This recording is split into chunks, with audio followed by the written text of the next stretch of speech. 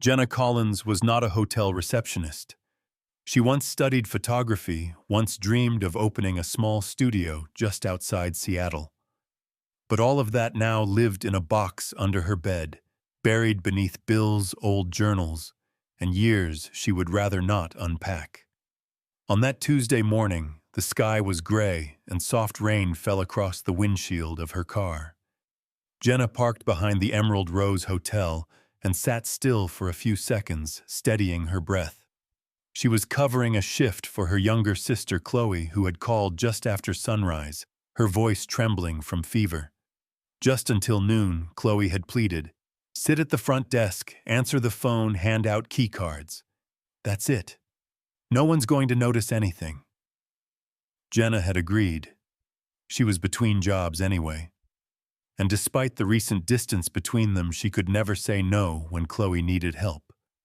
The button-up uniform shirt was tight at the shoulders. The name tag, Chloe, sat crooked above her chest. Jenna smiled to herself in the elevator mirror. "You're half a head shorter than me, sis," she murmured.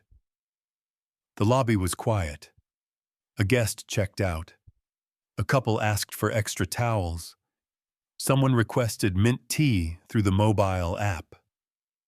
Easy. Jenna thought maybe, just maybe, this would be uneventful. Until he walked in. Room 507. The man stepped out of the elevator holding a tablet and a phone. His light blue shirt was rolled neatly to his elbows, shoes damp from the rain. He did not rush, but every step felt deliberate, measured like someone who never had to guess where he was going. "Good morning. I need to extend my checkout," he said, voice calm and low. Jenna offered a polite smile, fingers typing quickly. "Room name, please, Carter Rhodes." She blinked. The name sounded familiar. Maybe an author or a podcast host. She could not place it, but it tugged at something. She found the reservation, adjusted the timing, printed the receipt. "I'll settle the difference later," he said, already turning, then paused. "Is there a service elevator? I need to move a few things, but would rather not be in the way." "There is." Left at the end of the hallway next to the electrical room, she replied, then hesitated. "I can help if you need." He gave a single nod. "Thank you. That won't be necessary." It was just a simple exchange. But something in his eyes gave her pause, not discomfort, not anxiety, but a kind of stillness that looked heavy, worn, like someone who had not rested in years. An hour later, Jenna was walking through the lobby with 2 laundry bags when she passed by room 507. The door was open, just a crack. Out of habit, her eyes glanced toward it. And in that split second, she heard it. The sound of breaking glass. She froze. Then the door swung wider. Carter stood there holding the remains of a water glass. Blood was dripping slowly from his hand. He did not flinch. He did not call for help. He just stood. "I'll get the first aid kit," Jenna said instinctively. He nodded, then sat down on the doorway step. He placed the broken glass beside him. His bleeding hand turned upward, like he was surrendering to something far greater than the cut. A few minutes later, in the small staff medical room, Jenna carefully wrapped his palm in gauze. "It's not deep," she said softly, "but you should disinfect it again tonight." Carter watched her hands move. When she looked up, his gaze was steady, unreadable. "You're not Chloe," he said. Not a question. Jenna froze, then gave a small nod. "I'm her sister." Again he nodded. Like that meant something only he understood. "Thank you for not asking why I dropped the glass." "It's not my business," Jenna replied. "Exactly why it matters," he said. Then he stood and walked away, leaving Jenna standing in the room, her fingers cold against the gauze roll. She found the note later tucked into the corner of her desk, folded 4 times. In neat handwriting it read, "Do not let broken things make you forget the hands that were once gentle." Jenna did not know why he left it, or why those 13 words made her sit in her car afterward for almost half an hour, just staring out at the rain and reading them again and again. The next morning, Jenna was not supposed to return. She had already done more than promised. Chloe's fever had broken overnight, and the hotel had backup staff.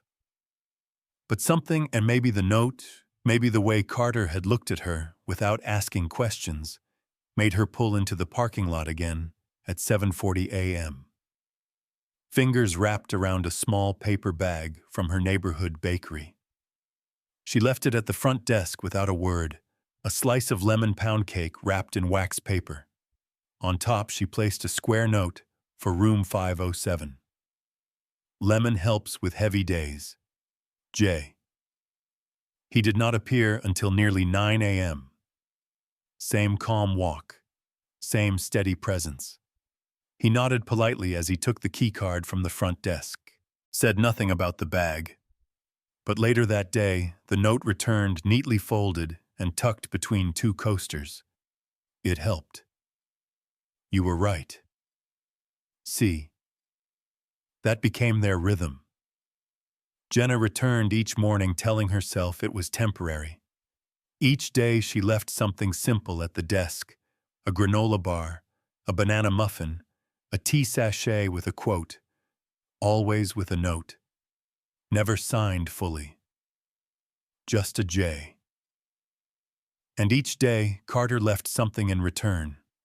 Not food, not gifts, just notes, folded into precise squares, always handwritten, always meaningful. We do not owe the world noise to prove we exist. Some silences carry more kindness than speeches. You are very good at noticing things most people don't. Some made her smile. Some made her ache. She never responded directly, not at first. But on the 5th day she wrote, "Do you leave notes because you don't trust words out loud?" His reply came the next morning. "I trust them. I just use them sparingly, like salt. Too much ruins the flavor." She laughed at that one. She laughed harder than she had in months. By the end of the 2nd week, Jenna knew little about Carter Rhodes. He worked from his laptop, took long walks in the early afternoon, never used hotel room service, and tipped the cleaning staff more than any guest on record. But more than anything, he was present. Present in the way he listened, even in silence. Present in the way he paid attention to her tone, to her hands, to the way her shoulders dropped when she was tired. Once she found a folded paper on the keyboard she used at the desk. You pause for 3 seconds after someone asks, "How are you, sir?" before you answer. I think that's honesty. She read it twice, then again, then tucked it inside her wallet, behind her old photography license.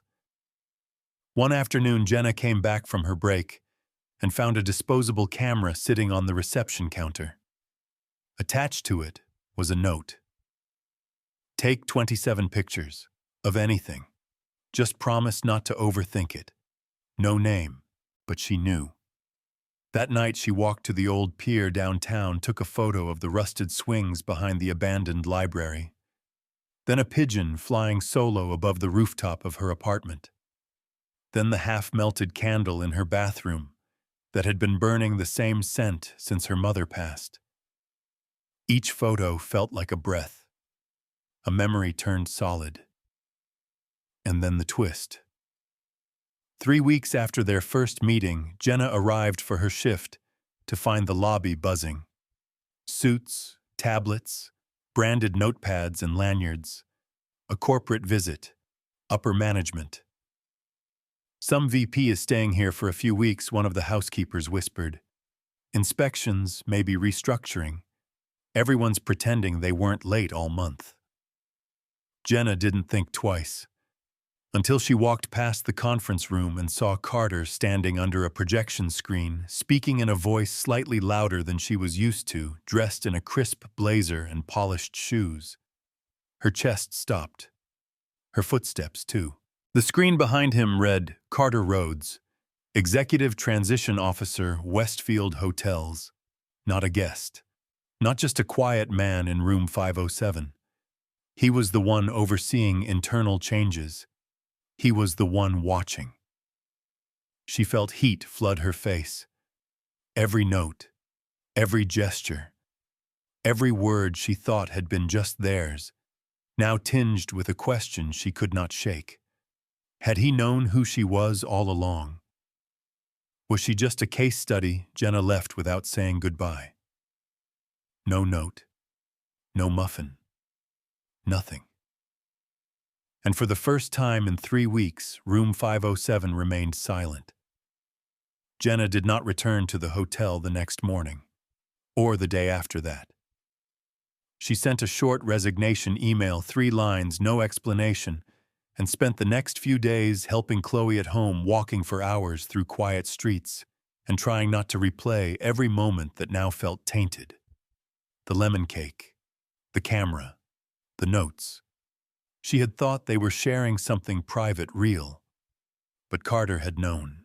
He had known the entire time who he was and who she wasn't. She wasn't a real employee. She wasn't part of the plan. Maybe that had made her more interesting, more disposable. One evening while folding laundry, Jenna found one of his old notes tucked in her coat pocket. Even if no one claps, keep playing. Some songs aren't for the audience. She stared at it for a long time, unsure if it made her feel seen or stupid. A week passed in silence, until Thursday morning when Jenna stepped out to check the mailbox and saw something resting gently against her porch rail. A bicycle, her mother's old one. The seafoam green frame had been rusted for years, the chain broken. But this one had been restored. The paint gleamed softly. The basket had been replaced with a new one woven from thick cane. The tires full. The seat, a new warm leather. Taped to the handlebars was a small brown paper package. Inside was something Jenna had not seen in years, her first photography notebook from college. Dog-eared, worn corners stained with coffee. She opened it slowly. Page 47 was marked. Listening is not about waiting to reply. It's about understanding what someone can't say out loud. Next to it was an envelope, handwritten. No name on the outside, but she already knew the handwriting.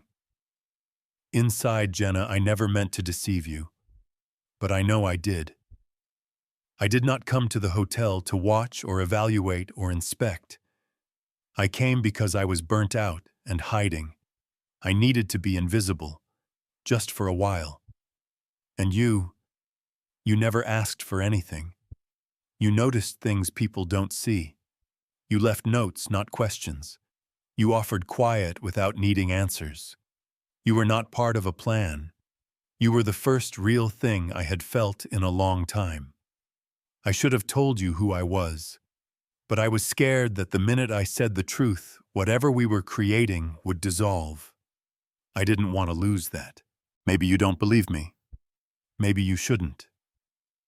But if there's still a corner of you that remembers who I was when I wasn't trying to be anything, please keep that part. It was the truest version of me. Carter Jenna stood in the doorway, the letter trembling in her hands. She didn't cry. Not yet. But something inside her, something locked tight for days, finally let out a quiet breath.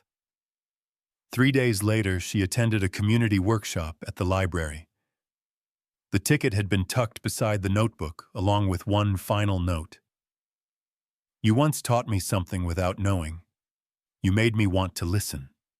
Really listen. Page 47 never left me.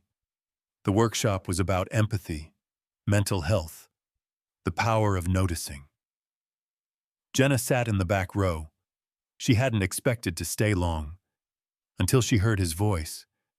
No suit, no title. Just Carter at the podium in a plain shirt sleeves, rolled eyes scanning the room. "I was asked to speak about listening," he said. "But I'm not here as a teacher. I'm here because someone showed me what it means to pay attention, to show up, even in silence." The room was still. "I met someone who spilled lemon cake on my plans." He set a soft smile at the corner of his mouth. "She never asked what I did, never expected anything. She just offered kindness one note at a time." Jenna stayed frozen in her chair, her breath shallow, her fingers tight around her bag. "I don't know if she's here," Carter said, "but if she is, I want her to know that everything I build from here forward will have her fingerprints in it." After the talk, the room buzzed, but Jenna stayed seated, hidden in the shadows, until he appeared, quiet as always, standing at the edge of her row. He didn't reach for her hand, didn't give a rehearsed apology. He just said gently, "If you remember who I was before the title, if you have room for someone still learning, would you meet me back at room 507? Jenna stared at him. Then slowly, quietly, she nodded. It was a quiet Monday morning when Jenna walked through the lobby of the Emerald Rose again. Nothing had changed. The soft hum of the espresso machine, the gentle rustle of newspapers, the sound of a guest dragging a suitcase across tile. But everything felt different. She had changed. Her fingers hovered for a moment at the front desk, then she made her way to the elevator.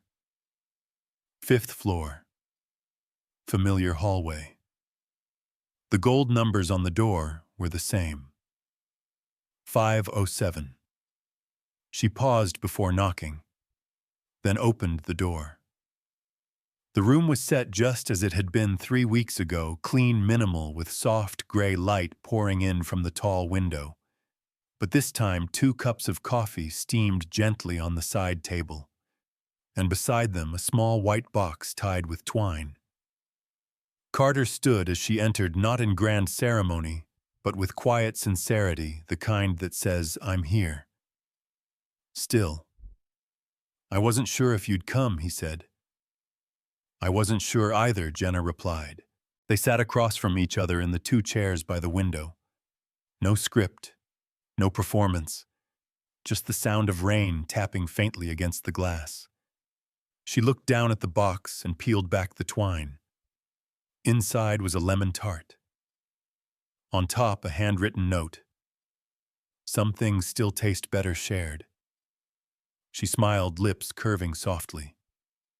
"I missed this," she said. The silence, "No," she replied. The honesty inside it. He handed her a folder from the small table between them.